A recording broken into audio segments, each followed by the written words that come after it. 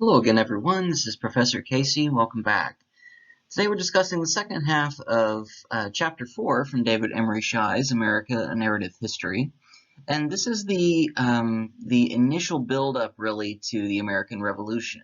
Okay, now that we've kind of gotten through the French and Indian War, we've gotten through most of the minor conflicts that have gone on in the colonies. And again, I say minor only as a basis for comparison, because everything that comes after has a lot more long-standing impact, of course, than what has gone before. Okay? Even though the French and Indian War has plenty of fallout, which we'll talk about here in a second.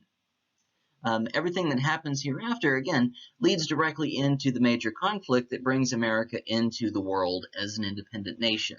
Okay, so we'll begin with the aftermath of the French and Indian War, and we'll kind of build up again to the Revolution, which we'll talk about in Chapter 5.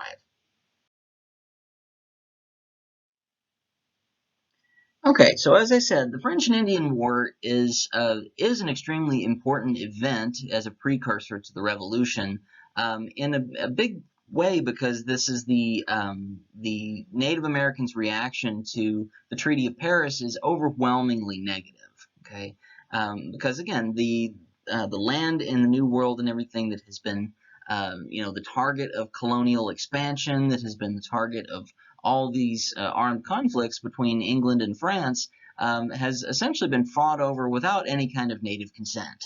Okay, the natives have essentially been ridden roughshod by the colonists here. Okay, and when the Treaty of Paris happens, which we talked about at the end of the last section here, of course, all of the mainland of North America has now been relatively evenly divided between Spain and the British colonies. Okay, France has essentially lost most, if not all, of its territory in the New World. And remember, the French and the Indians themselves, the natives that is, had their own alliances that were, relatively peaceable. I mean, the natives didn't always get along with the French, right? They were able to trade for a few concessions, right? Not all of them good either. Okay, able to trade furs for firearms. In many cases, traded them for alcohol, which of course led to a lot more complications. And so, the natives have essentially gotten the raw end of the deal time and time again. Okay, and so this is just setting a precedent for future events to come here. So all the native lands that that the French had occupied are now being given over to the British, again, completely without native consent.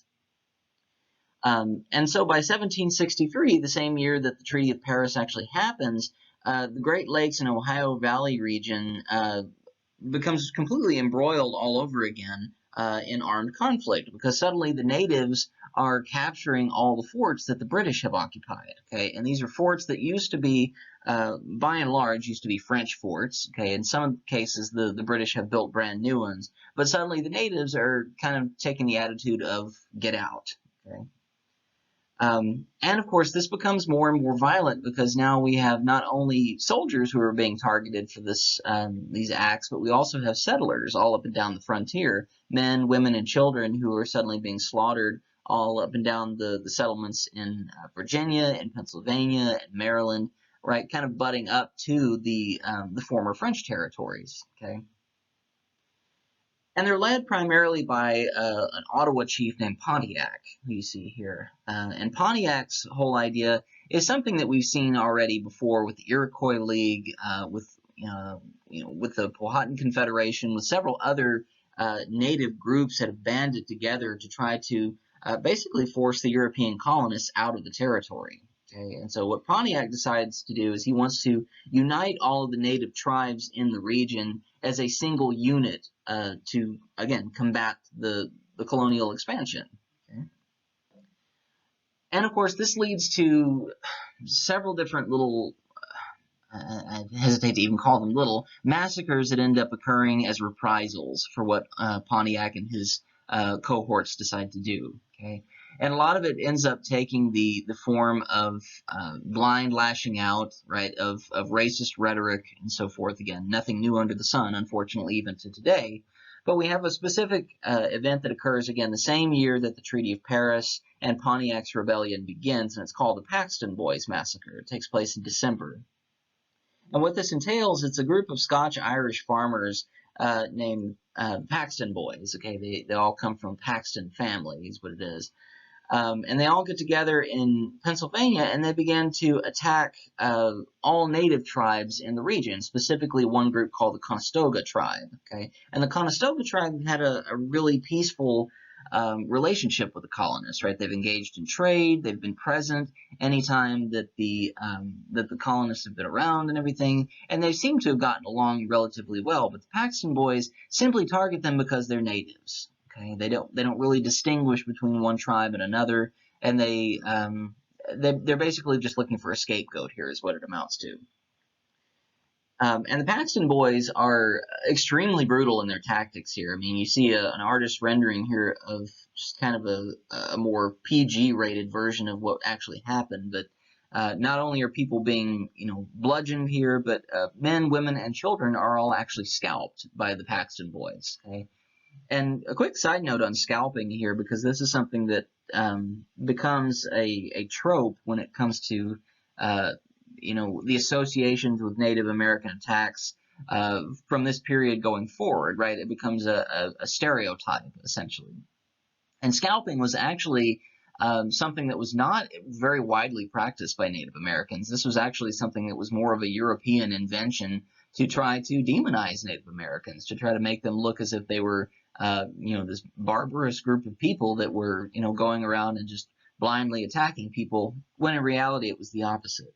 And so it actually takes the intervention of Benjamin Franklin here to stop the Paxton boys. He comes in and tries to talk sense into them, and kind of shows the statesman that he was, right? Even though this is before he really gets into politics.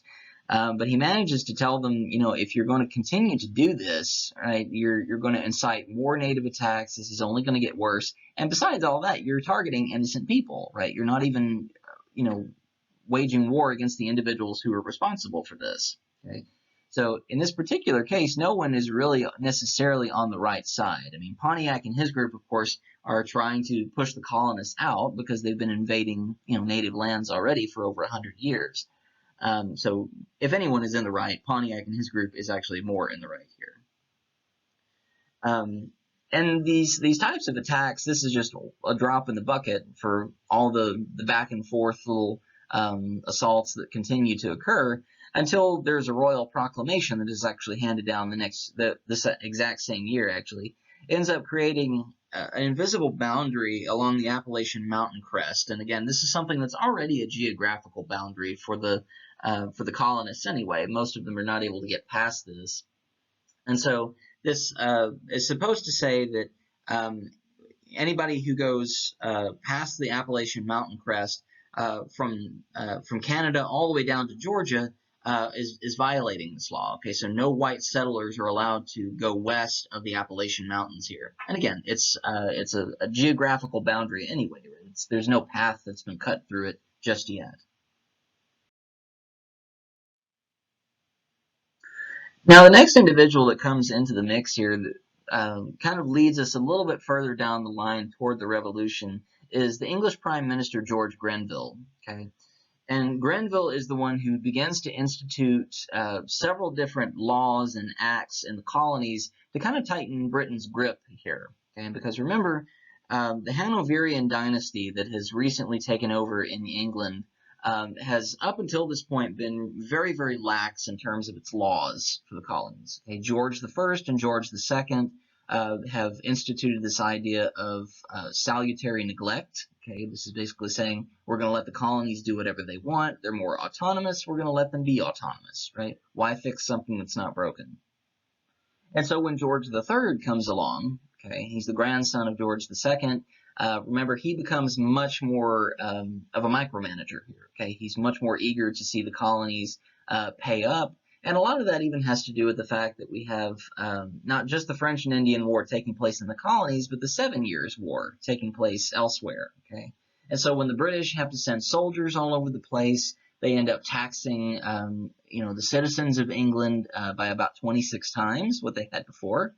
And so, again, there's less money to go around and so forth, and so we have to tax the colonies now to make them pay up, essentially. And so that's exactly what George Grenville does, is he insists that the colonists have to pay for soldiers now. Anytime that they require soldiers because of how expensive the French and Indian War was, the colonists themselves are going to have to pay for protection now. Okay? He also tightens the grip on the Navigation Acts. Okay? He tries to basically say that anytime a smuggler is caught, they're going to be tried in a military court rather than a maritime court. Okay? And a military court will almost exclusively ensure a conviction. Okay? It's going to be something outside of any lax maritime laws here. He also passes the Sugar Act in 1764. Okay, this is supposed to balance things out a little bit, and it really doesn't do a whole lot.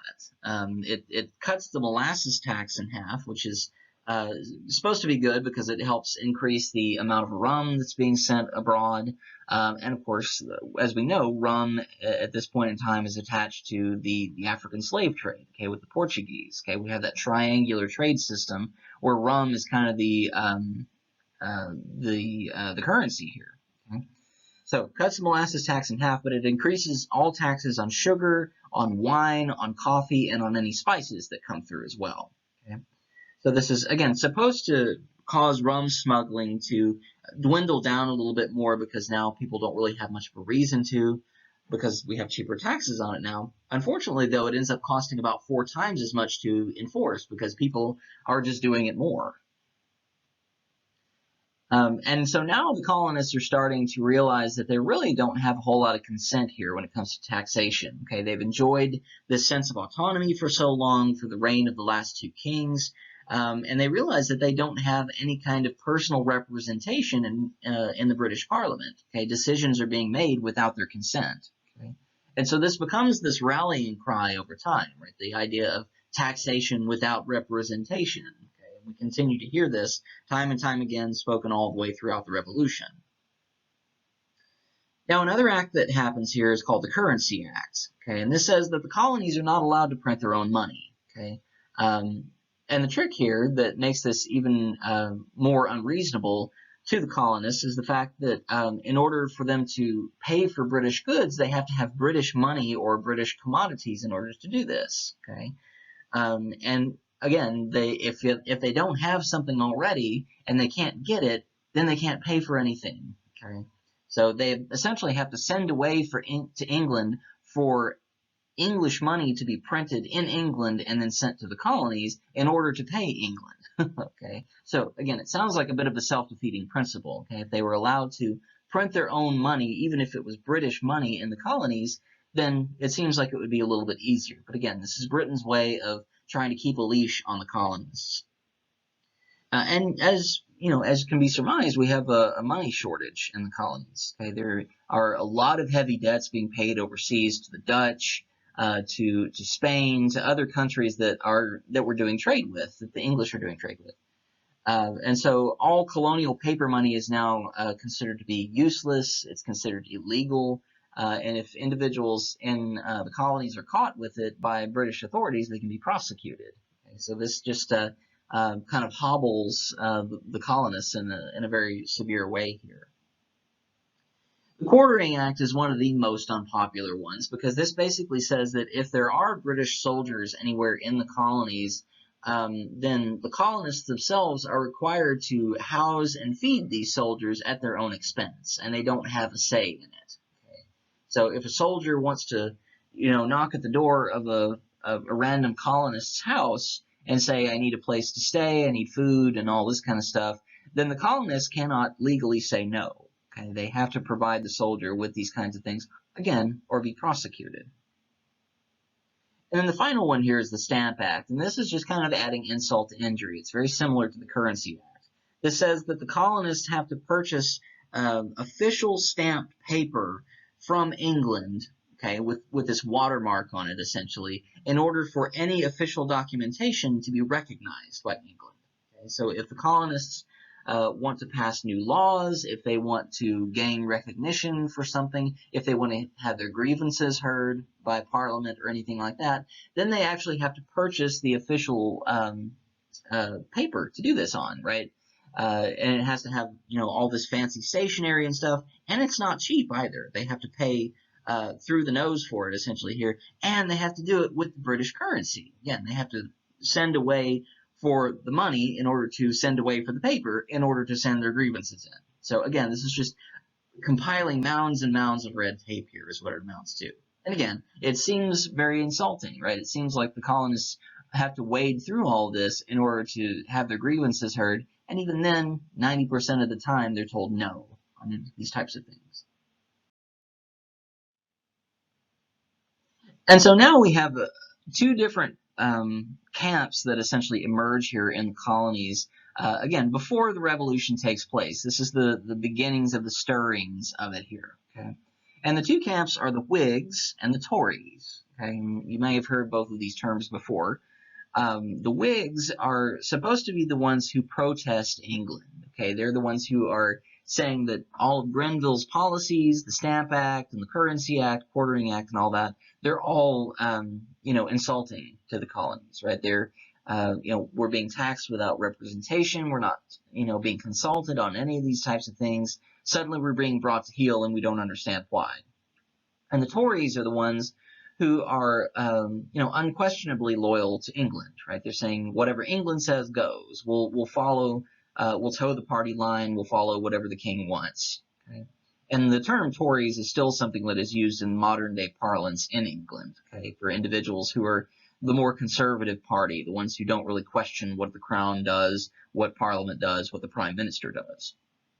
Okay, so these are the two camps that emerge here. And again, this is still before any real armed conflict has happened yet. Okay? And the Whigs are sometimes referred to as patriots. Okay? This is where we get the the proto-colonial group, okay, the group that eventually becomes the Colonial Army fighting against England. And the Tories, again, are the loyalists. And the other thing that the Whigs in particular began to take notice of is the fact that the British soldiers that have been sent to the colonies have not been recalled back to England. Okay, and it seems like they're there almost as a scare tactic to basically say, if you're going to continue to protest against this, we have soldiers at the standby to quell any rebellion that tries to crop up. Okay, and so the colonists are not happy with the redcoats' presence. Okay? And again, the Whigs are constantly trying to petition Parliament at this point. Okay, they're the ones who have to wade through the red tape, get the currency, then send away for the stamp paper, then send away with their grievances and stuff. Okay, try to say we're going to try to get some kind of a colonial representative to be able to go to Parliament and say, these are our grievances, right? We have representation there. This is someone who is going to basically treat for us. And in the meantime, the Whigs, in some extreme cases, end up boycotting the taxes, right? The different acts. Okay. Sometimes they try to, send away stuff, grievances on regular paper. Of course, it just gets thrown in the wastebasket. They try to print their own paper money, right? They smuggle and all this kind of stuff. So, so according to the British, the Whigs are out of line. Okay. They're breaking the law here. And we even get more extremist groups like the Sons of Liberty here. Okay, these are colonists who stage public protests against the oppression of the British. Okay, and sometimes these protests do get violent. Patrick Henry is one particular individual who kind of leads the charge with this group. He's an attorney and he's an orator, right? He's a public speaker. Okay, and he is the one who says that this idea of taxation without representation is a little bit more tyrannical. Okay? Here he is.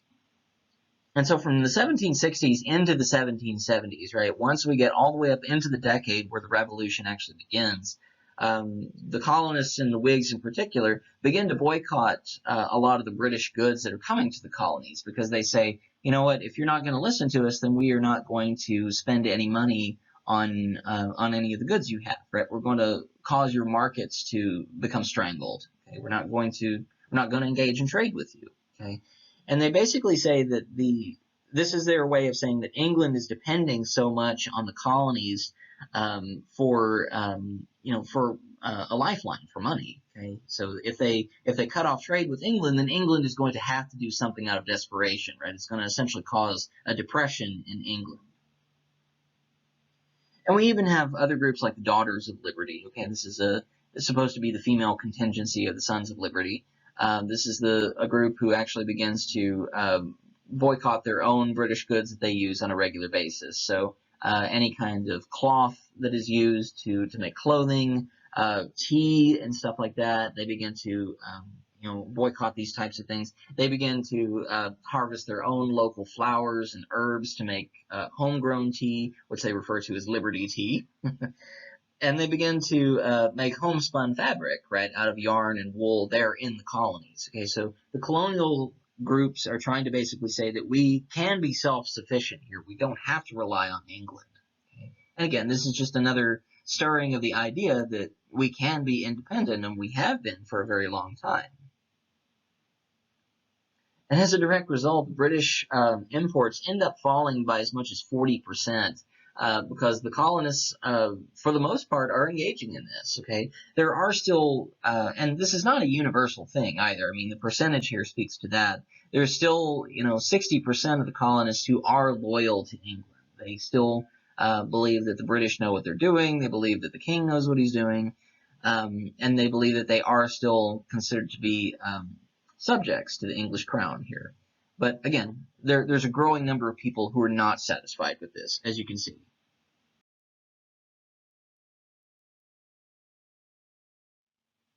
Okay, so now we move into the next series of acts that come down the line, and these acts act as kind of punishment for what the colonies are doing. Okay, because the British realize that they are losing money rapidly. Okay, they're bleeding cash here.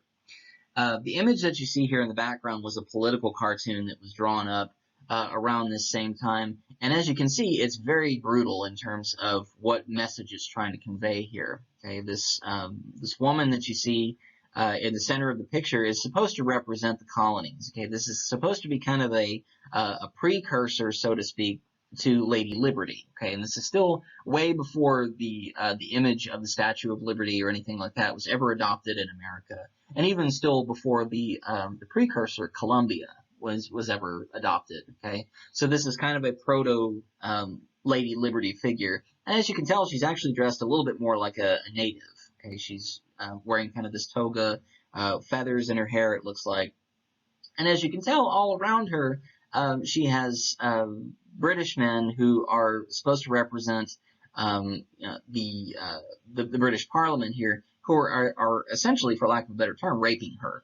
Okay, and that's essentially what the colonists believed was happening to them. Okay, they believed that these acts that were continuously coming down the line were direct violations. Okay.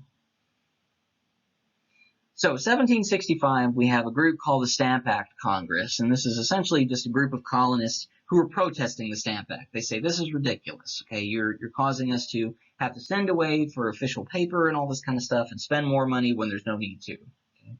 And they present a list of official rights and grievances directly to Prime Minister Grenville here. And Grenville has the audacity to just call the colonists ungrateful. Okay? He says that, we're trying to send you all the latest commodities and stuff, and you're telling us that you don't want any of it, and you're not being grateful for our protection, blah, blah, blah. Eventually, Grenville is removed from office by King George III the same year because he believes that Grenville's policies have been ineffective. Okay, and he replaces him with Charles Watson Wentworth, the Lord Rockingham. Okay, and for those of you who are my students, you don't necessarily need to know each individual prime minister here because we have a very rapid turnover during the years preceding and all the way through the American Revolution here. We have about half a dozen prime ministers who kind of go through this rotating door during this time because George III is not a patient man. Okay, he's known for being Mad King George. Okay, he ends up developing some sort of a mental illness over the course of the latter years of his life throughout the Revolution and even thereafter, which amounts to something similar to syphilis. I forget what the actual affliction is. It's some kind of brain inflammation, though, I believe. And it causes him to act very erratically and lash out at people and so forth. But all that to say, you'll see several individuals here who, again, end up taking over the role. Aside from Grenville and one or two others later on down the line, not all of them are extremely important to the narrative here. The Lieutenant Governor of Massachusetts, who is stationed in Boston, Lieutenant Governor Thomas Hutchinson here, is actually attacked by the Bostonians after Grenville is removed from office and Lord Rockingham is put in his place. Okay? He's the stamp official, Hutchinson is. And he resigns immediately because his house is ransacked. Okay? His houses are ransacked. Okay? He's a very wealthy individual, and the Bostonians realize that he's making a lot of money off of this. Okay? And so there are several other stamp officials all throughout the colonies who are suddenly being targeted for these types of attacks. Okay? Their homes are being vandalized, their offices are being vandalized. And so the Stamp Act is eventually repealed in 1766 just because of the violence that takes place. And Britain passes a declaratory act that says that the British are essentially reasserting their authority over the colonies, right? It's a statement more than anything else. In 1766, Rockingham is taken out of office and is replaced by William Pitt, who was a former prime minister. And eventually, Charles Townsend is put into office as the Treasury Chief under William Pitt. Okay? And he is tasked with trying to generate more revenue out of the colonies again. Okay, try to get the money flowing again somehow. Okay, and so he institutes what are known as the Townsend Acts. Okay, and the Townsend Acts are again one of the major series of events that lead into the Revolution. Okay, a lot of the colonies are not satisfied obviously with what Townsend does here. Here's Townsend. One of them is called the Revenue Act, and this takes place in 1767. And this basically just casts a wider net on the on colonial imports in terms of what can be taxed. Okay, so glass, lead, paint, paper, tea, they're all taxed even more heavily, and some of them are taxed for the first time here to try to pay the salaries of colonial governors. Okay, basically paying the salary of British agents here. Okay. And this also removes any colonial assembly's influence over the governors. Remember, before now, local colonial legislatures could exert a little bit of authority over colonial governors. Okay, but this basically consolidates power and sends up a major red flag to the colonists, because this basically says that England is becoming more and more authoritarian. Okay, they're sending a certain they're putting all their eggs in one basket. Okay, they're basically saying that colonists don't have any rights anymore. That they don't have the right to assemble. They don't have the right to try to exert authority in their own situations over their own lives. Right? They're being appointed a leader here who is a royal agent to do it.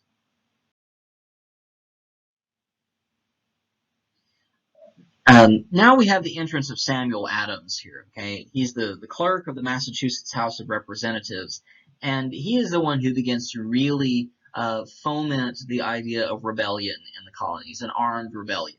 Okay, he's the more radical of the group. We also have James Otis Jr., who is a local attorney in Boston, and he is the one responsible for coining the phrase "taxation without representation is tyranny." And again, this becomes kind of the trope and the byline for the American Revolution all throughout this, okay, saying that because the colonists are being taxed and because they still don't have a colonial representative sitting in Parliament making deals, right? They're basically just being steamrolled, okay? And so Adams and Otis in 1768 sit down and decide that they are going to begin to actually call together an active rebellion against George III. Okay? That they are going to actually try to organize some kind of an armed insurgency here. And George III catches wind of it through one means or another and actually orders the Massachusetts House of Representatives completely disbanded for subversion, right? These people are in active rebellion against us, so we're going to remove their rights altogether. And he ends up sending 3,000 British soldiers to Boston in particular to try and keep the peace, because suddenly there are more and more protests going on, and Adams and Otis are two of the men who are actually the masterminds behind these. We also got another prime minister who comes in here, Frederick Lord North. Okay, he becomes the new prime minister. And so now we actually arrive at the beginning of the initial skirmishes that lead into the revolution. Again, we're still not quite at the actual beginning of the revolution officially, right? It depends on what event an individual or a historian looks at here. You could argue that the Boston Massacre or the Battle at Golden Hill here could potentially be the beginning. Okay, again, it all depends on who you ask. The battle at Golden Hill is actually more of a massacre than it is an actual battle, okay, because we have the Liberty Boys, okay, or the Sons of Liberty, right? These two very similar groups doing the same thing here. These are Whig protesters who are protesting what England is doing. And the Liberty Boys began to put up what are called Liberty poles. And this little artist rendering up here at the top right corner is kind of what they look like. It's basically like a large protest sign, okay? And it has a bell at the top with a ribbon, and it's supposed to be kind of a noisemaker and a protest sign. And they would put these things up that would say, you know, taxation without representation is tyranny, those types of phrases. And so these Liberty Boys began to erect these poles all around Golden Hill here in 1770. And suddenly the British soldiers start coming through and knocking them down. Okay, and it becomes kind of a back and forth, right? It seems like it's kind of a peaceful thing for a while, peaceful protest of a sort, because no one is really present yet. Okay, the Liberty Boys will put them up, they'll leave, they come back down later, and the poles have been knocked down or broken. Okay, and they put them back up. Okay, so it kind of goes back and forth.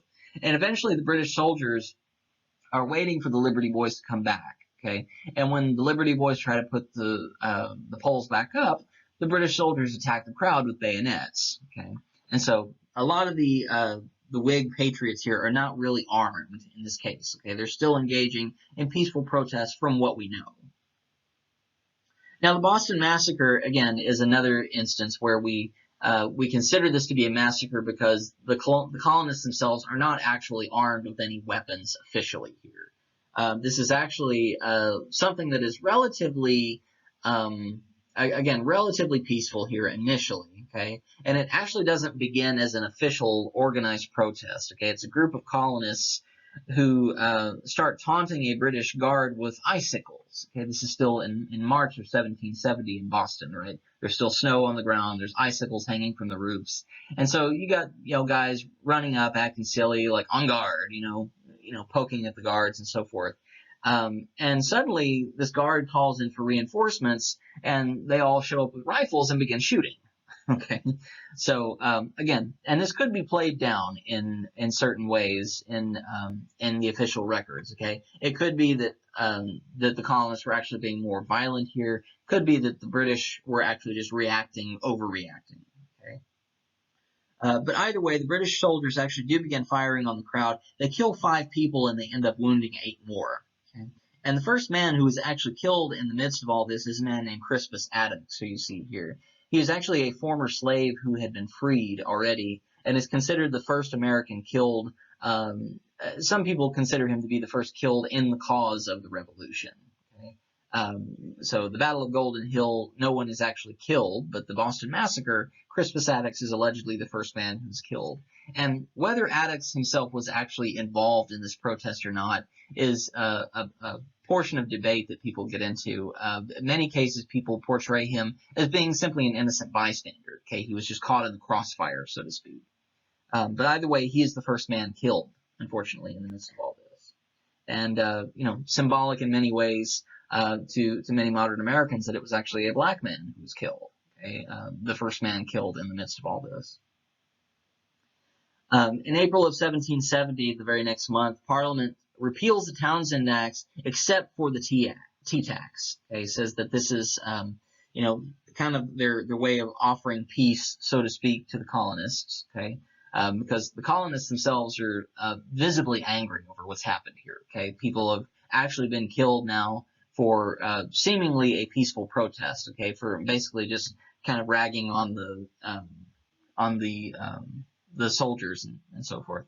But the British soldiers end up leaving Boston for 2 years. Okay, so we get a lull here which this could have gone directly into a conflict very, very easily. Okay, but the British soldiers end up leaving Boston for 2 years, and we have kind of this strange lull, kind of a false start, so to speak, to the revolution. So again, this is why some people look at this as the beginning of the revolution. Some people wait until the soldiers end up returning later on.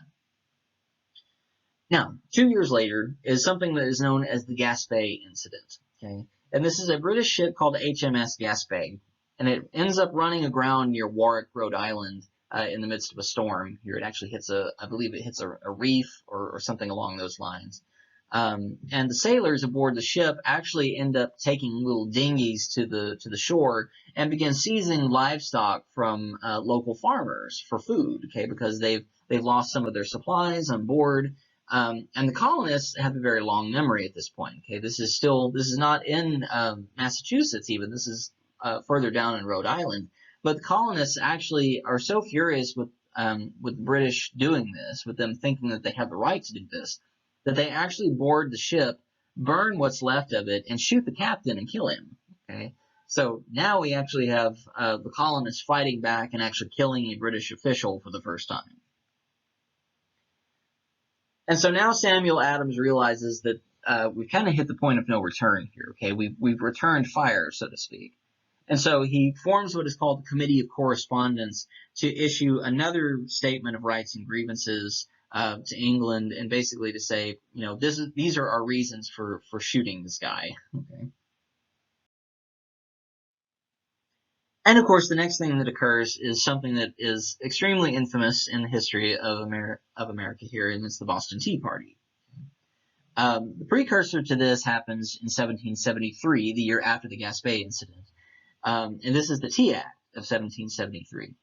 And what this amounts to is this is, again, adding a little bit more insult to injury. Because up until this point, the East India Company, which has been responsible for international tea trade when it comes to India, to the Far East and so forth, to the Caribbean and all this, begins to implement a policy where it's allowed to sell rotting tea to the colonies. Okay, because what happens here is once all this tea is actually produced, it is actually put into a warehouse for a long period of time, and if it's allowed to sit there long enough, the tea itself will begin to rot. Okay, and so instead of them scraping it all out and dumping it and getting rid of it, the British actually say, you know what, we're going to actually sell this to the colonies, and they're going to have to make do with this. We're not going to give them fresh tea, in other words. And so once this tea does arrive and the colonies realize what the British are doing here, that they are just trying to punish them all over again, on December 16th of 1773, a group of patriots who disguise themselves as Native Americans, which I think is a strange little act here, because they do this under cover of darkness as well. Okay, they put on loincloths and, you know, feather headdresses and so forth, and they all get into little boats, and they go into Boston Harbor and board these ships that have the tea on them and dump them overboard. So it's not really, this doesn't look good for the colonies, again, in hindsight especially, okay, as in modern day, because essentially what they're trying to do here is they are trying to place blame for this on the Native Americans. Okay, trying to basically say, you know, if we're going to do something this radical, we might as well lay blame on somebody else. Okay, so this is not really the colonists making, you know, a broad daylight statement by showing their faces. Okay, it's a little bit of a cowardly act, honestly. But they dumped 46 tons of tea into Boston Harbor, okay, off of these ships. Okay, and these, you know, and this is 46 tons. This is a massive amount of tea. And tea was extremely expensive back then, even rotting tea. Okay, so in so doing, I mean, this equates to millions of dollars of produce that's been destroyed now. And so now the British are really, really angry at the colonies. Okay, and they passed what they refer to as the Coercive Acts. Okay, in Britain this is referred to as the Coercive Acts, and the colonies they're referred to as the Intolerable Acts. Okay, intolerable because people can't stand it. So 1774, after the Boston Tea Party happens. Now we have the Boston Port Act, okay, and this is the direct response to the Boston Tea Party. This is where the British say, we're closing Boston Harbor altogether, okay, until the colonists are able to completely pay the tea, pay back all the damages that have been done here. Because again, the colonies are really far in debt now, right? It's evident that the colonists have done this. Native Americans are not going to be blamed for this, because why would they? Why would they do this? They opposed a new quartering act. Okay, this kind of doubles down and basically just reinforces the old one. Says that if a soldier comes knocking at your door, you have to give him food and board and all this kind of stuff.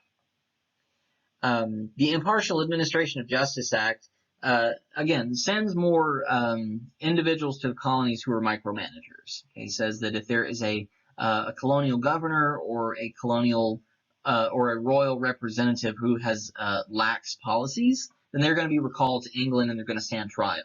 Okay? We're becoming no nonsense about this, in other words. And the Massachusetts Government Act says that the royal government has the authority now to appoint the colony's legislative council, its sheriffs, and its judges. Okay, so in other words, it's removing the idea of popular vote. Okay, so the colonies, essentially in Massachusetts Bay especially, does not have any right to make its own assemblies. Okay?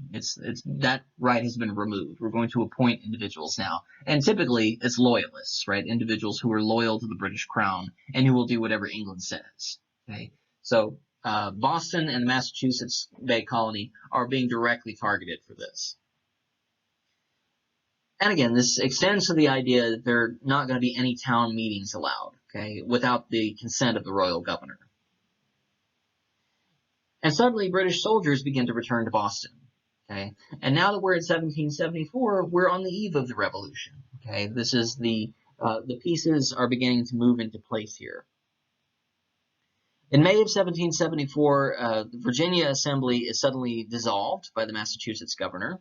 Okay, the royal governor can suddenly extend his authority into a completely different colony now.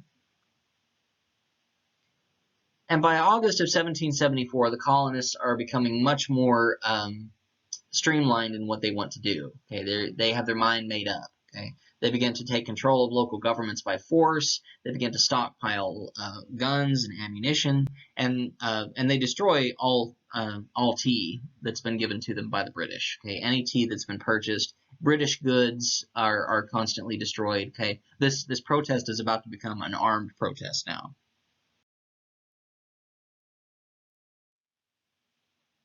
Okay, so on September 5th of 1774, 55 delegates from each of the 13 colonies end up meeting together in Philadelphia, okay, because Pennsylvania is still one of the only colonies who has not been targeted by the British yet. Okay, it's been relatively under the radar in terms of its protests and so forth. There hasn't been a whole lot of recognition of it in the midst of all this yet. Okay? So it's kind of a covert place for them to meet. And all 55 delegates endorse opposing the British by force. Okay? They say that this has gone completely beyond peaceful protest now. We have to actually make a statement here. And this is where they adopt the first Declaration of Rights that is kind of the precursor, again, to the Constitution, to the Declaration of Independence. None of that has come to fruition here yet, but they refer to it as a Declaration of American Rights, saying that Parliament no longer has the right to intercede in colonial affairs because they are not giving us any kind of representation. They're doing it without our consent.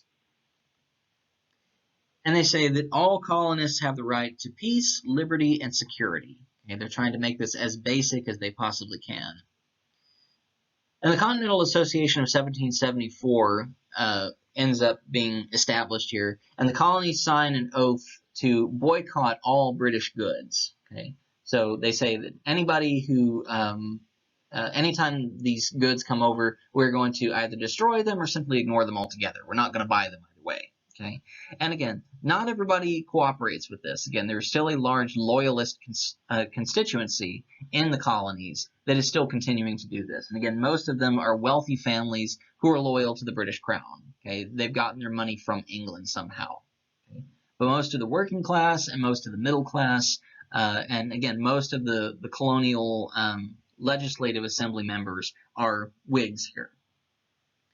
1775, England declares Massachusetts to be in full and open rebellion. Okay, it says that it is going to be completely prohibited from trading with any other nation except for England. Okay, because again, up until this point, they've been allowed to trade with the Dutch, in which case, many cases, they end up smuggling. They are no longer allowed to trade with Spain or with France or anybody else. Okay, you have to trade with England only. Okay, so they're trying to essentially strangle one another here. England is trying to cut off all other trade with the colonies to try to force them into trading with them, and the colonists are just not having it. And so now the colonists are no longer willing to accept any new deals from England. Okay, they're not accepting any new regulations or any other conciliatory acts. In other words, they're not willing to play nice anymore. Okay, they're not willing to accept any new terms. And Patrick Henry becomes famous at this point for stating, "Give me liberty or give me death."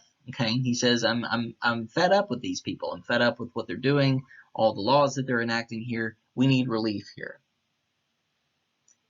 And the British at this point are very confident in the notion that they can actually defeat the colonists very quickly, okay? Because the British have already been victorious in the French and Indian War, even though it's largely with colonial support. Okay, the British are the ones who were the commanders of the armies and all this. And so the odds are technically stacked against the colonists here. Okay, the British have a standing army of soldiers who are professional soldiers. This is what they do for a living. And the colonists, again, are mostly farmers. Okay, some of them are local militia and have a little bit of experience. Some of them are veterans of the French and Indian War. But it seems like if this did get into an armed conflict, that the colonists would probably lose. So, April 14th of 1775, the British received orders from the Crown, from the Prime Minister, to actually end the rebellion altogether. Okay? They're supposed to capture Samuel Adams, who is still considered to be the leader of the group here at this point, and to seize all the gunpowder from Concord, Massachusetts. Okay? 4 days later, just after nightfall, the British soldiers land in England. They cross the Charles River, and they decide that they are going to move on Lexington on foot under cover of darkness. Okay. And this is when we have the famous midnight ride of Paul Revere and another fellow named William Dawes, who is often not brought into the picture here. Okay, and the two of them are supposed to alert the colonial rebellion leaders of the British approach.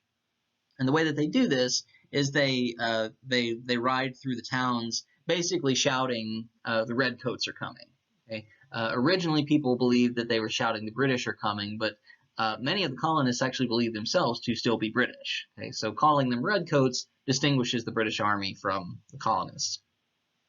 And the other part of the narrative that's often spoken of here is a sextant is supposed to actually go up into a local church tower and place a certain amount of lanterns in the church tower to act as a signal to Paul Revere and to William Dawes as to where the British soldiers are coming from.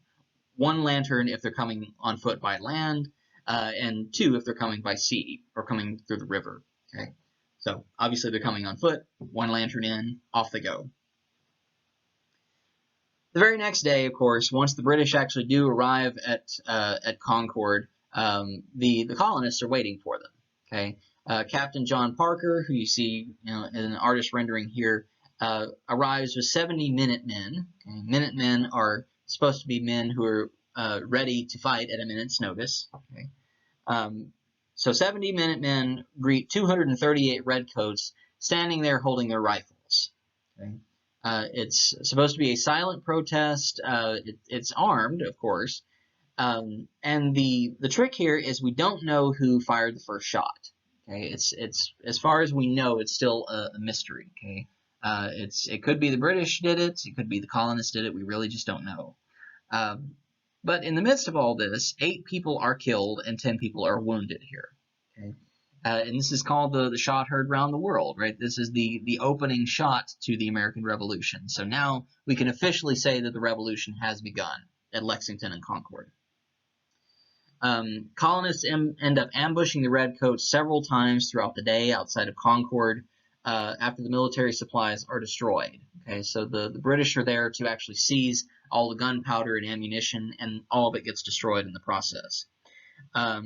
And this first series of skirmishes actually sets a precedent here, because there are 3 times as many British soldiers killed here as colonists. Okay, and it speaks volumes as to the different tactics that are going to be used. Okay, the British tend to use the traditional formations, marching line by line in an open field, and the colonists end up engaging in guerrilla warfare. Okay, hiding in ambush, fighting from a distance, fighting, hiding, that kind of thing.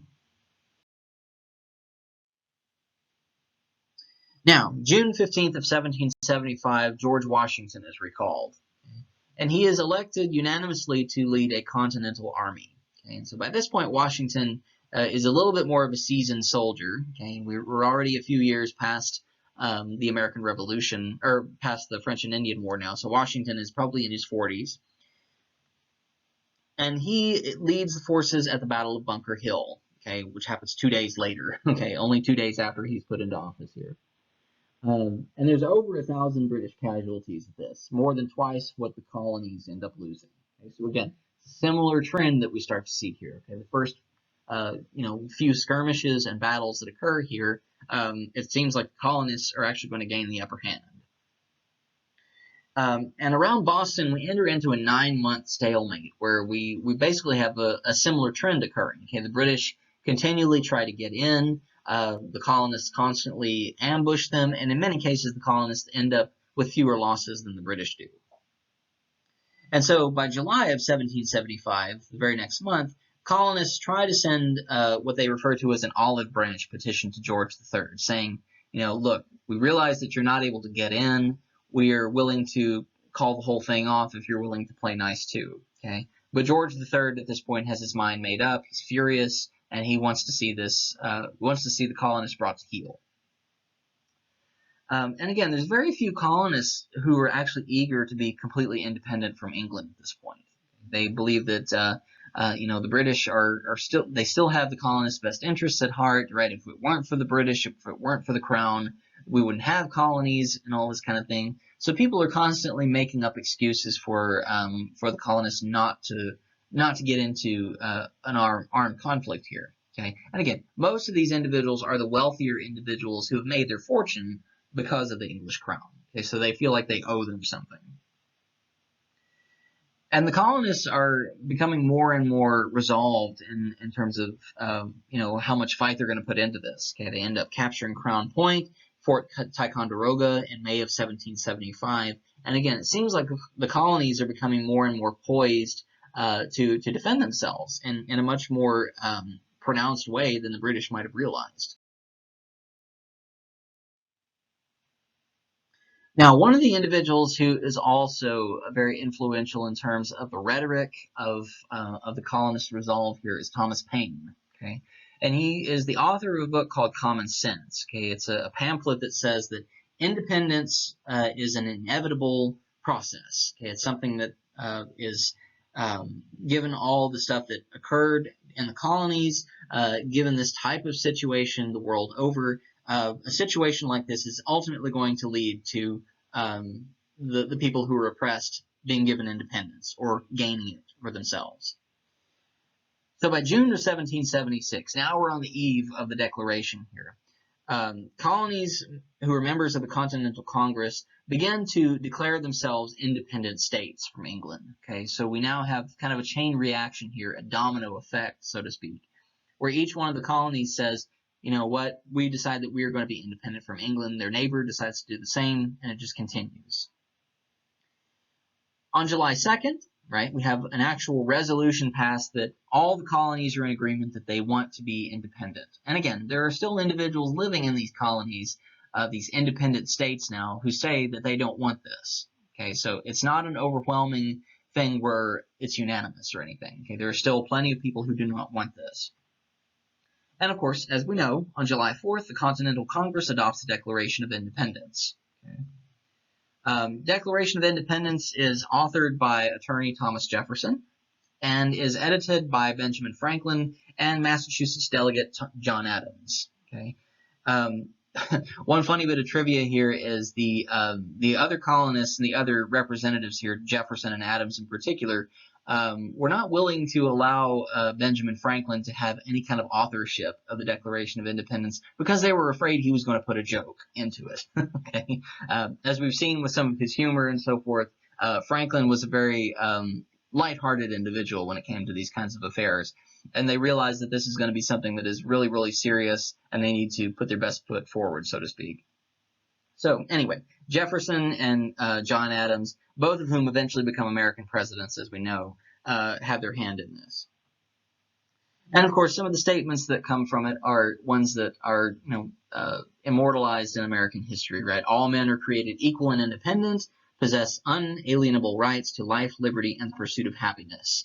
And again, just those first couple of statements here are ones that are constantly looked at time and time and time again, all the way through the present day, as being not entirely true, as we've seen. Okay, all throughout American history, again, well into the present, we see these these statements being made, but the individuals who are making them are looking at the status of men who are citizens, who are property owners at the time. Okay. They're not looking forward to the idea of emancipation of slaves. They're not looking at the eventual quote unquote melting pot that America strives to become, right, even into the present day. And so they're not looking very far into the future when they make these statements, right? They're making them for individuals living in the present in the American colonies at that point. And so it's the responsibility is really on them, and it draws plenty of criticism for these types of statements because they come across as highly hypocritical. Okay? But the other thing that does actually establish America as an independent nation, and something that is relatively enduring to the present, is it says governments derive their powers from the consent of the people. Okay? Basically saying that we're going to cement America as a democracy. Okay? And democracy at this point has not effectively existed since ancient Greece. Okay? And this idea of democracy being brought into a contemporary world, all right, past the Middle Ages, past the early modern world, where monarchy and the church and so forth had absolute power, is something that a lot of individuals around the world consider to be blasphemous. Okay?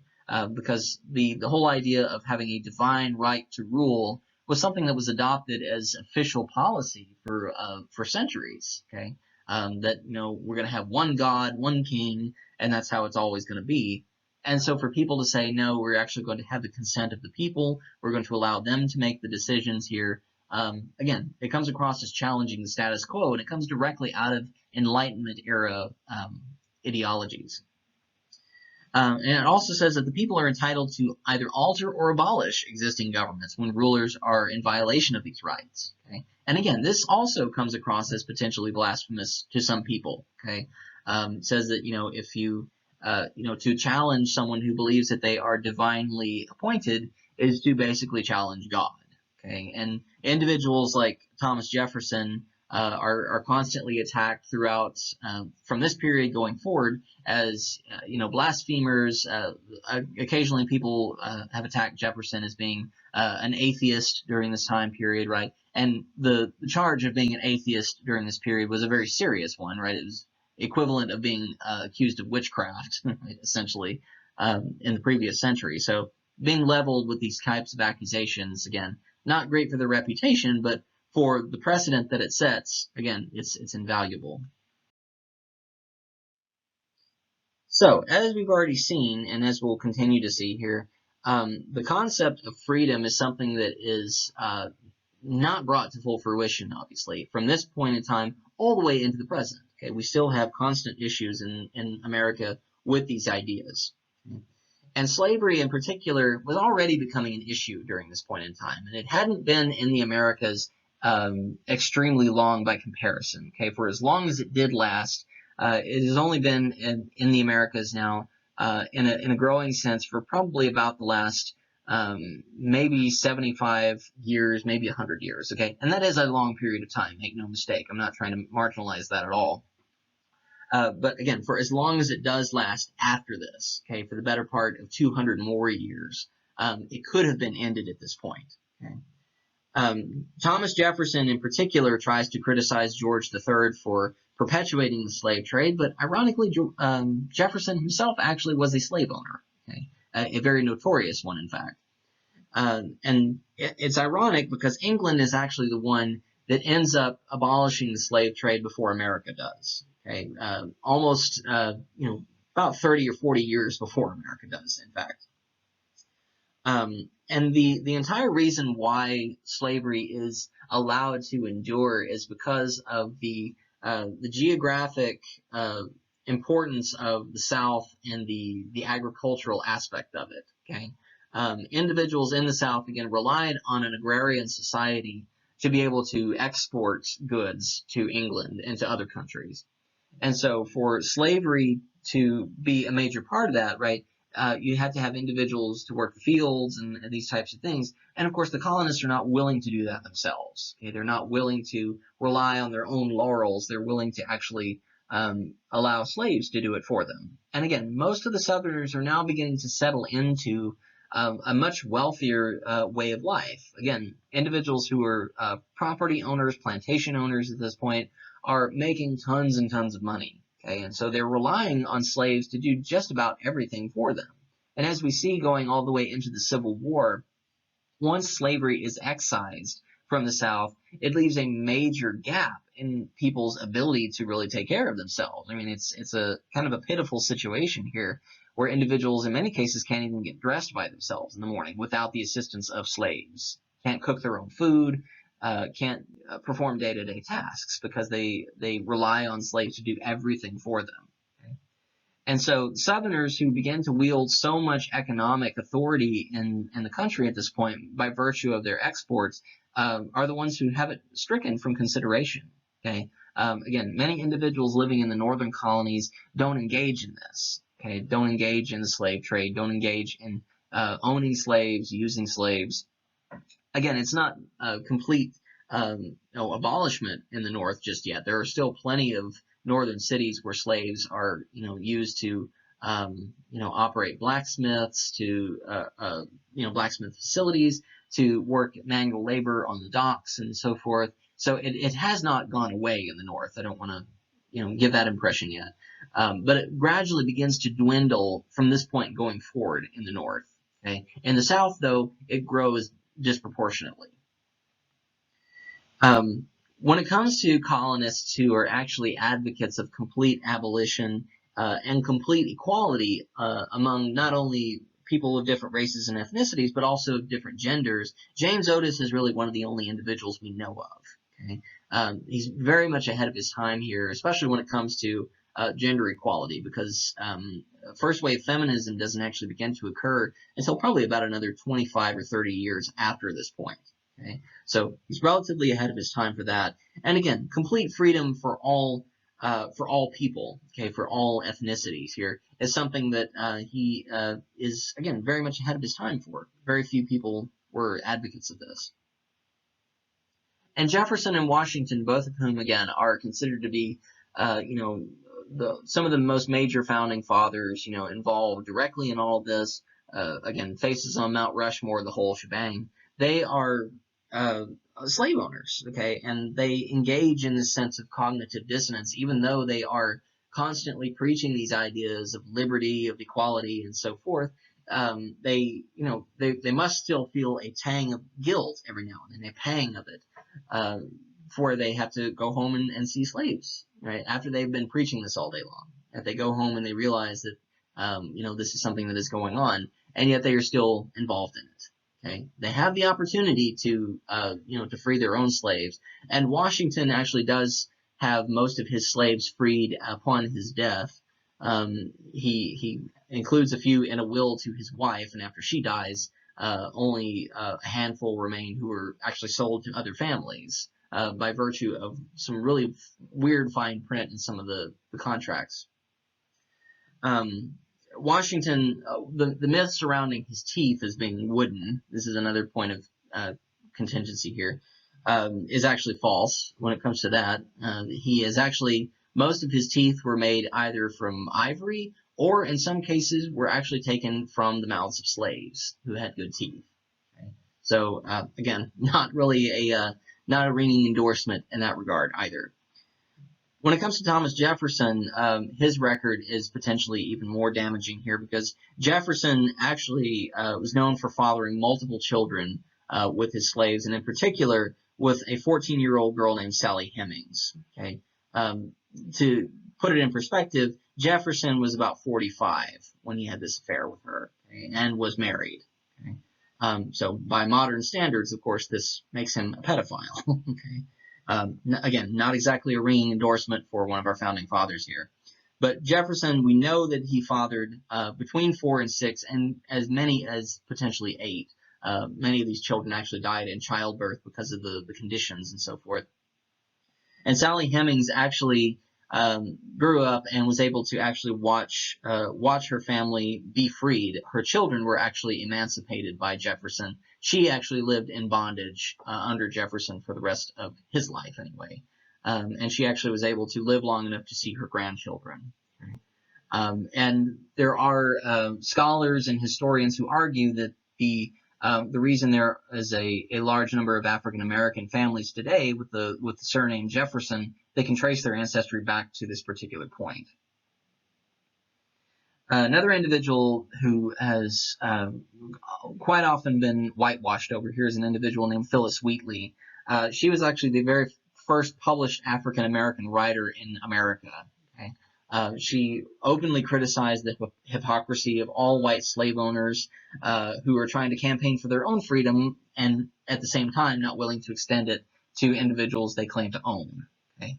And Wheatley became, moderately successful in America. She actually became an expatriate and ended up moving to England. She got married in the process, lived a fairly happy life until her husband actually died, in which case she ended up falling into poverty and ended up dying in a poorhouse.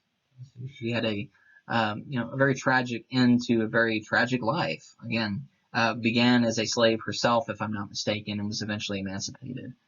So this was a very common narrative for people, right? Even if they met with success, there was no guarantee that they would be able to sustain it, okay? By virtue of systemic racism, by virtue of violent racism.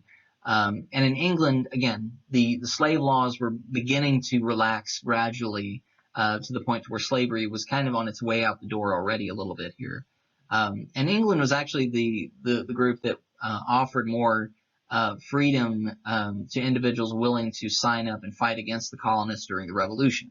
Okay, so we'll start to see it used as a tactic and a weapon, a psychological weapon in many cases, as we'll go along here. And of course, when it comes to the revolution itself, there's several different narratives and different avenues of discussion when it comes to why this actually ends up occurring.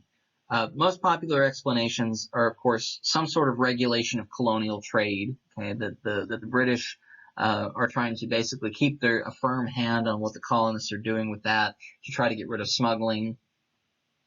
That this is a restriction of any colonial expansion westward, that the British are basically saying, you don't want the colonists to make any more issues for us with the natives. The tax burden, of course, is what the British are really trying to look at here. They're basically saying that, we're not getting any money out of these people. We have to bring them to heel. And, of course, the debts that the colonists are accruing to England, again, just from destroying the tea and the Boston Tea Party, if nothing else. And, of course, the colonists are constantly harping on the lack of representation in Parliament. This, again, becomes the biggest rallying cry during the period. And a large amount of anti-British sentiment among the radicals like Samuel Adams and James Otis. Okay, simply this idea that the British are not they don't represent what they used to the colonies. And of course, there are plenty of individuals in the midst of all this who are just simply opportunists. One of the more famous ones is John Hancock, right? The most famous signer of the Declaration of Independence here. John Hancock is known for being a smuggler. Right? He smuggled goods to avoid paying taxes to the British. And another man, Henry Lawrence, who was actually the 5th president of the Continental Congress, actually was afraid that the British were going to abolish slavery. He was a slave owner, and so the only reason he endorsed it was to keep his slaves. In reality, the main issues at heart here, though, are the constriction of all civil liberties among the colonies. Okay? Again, the colonists are fed up with having the British micromanaging them at all times. They're willing to push back as hard as they can against all this.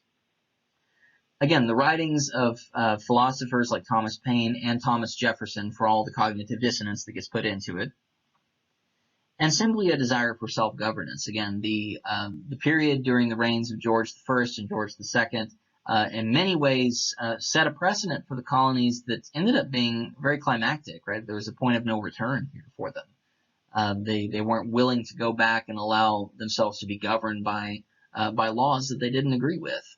Okay? So from this point going forward, we'll really begin to see how the colonies are lining things up for open armed conflict with the British.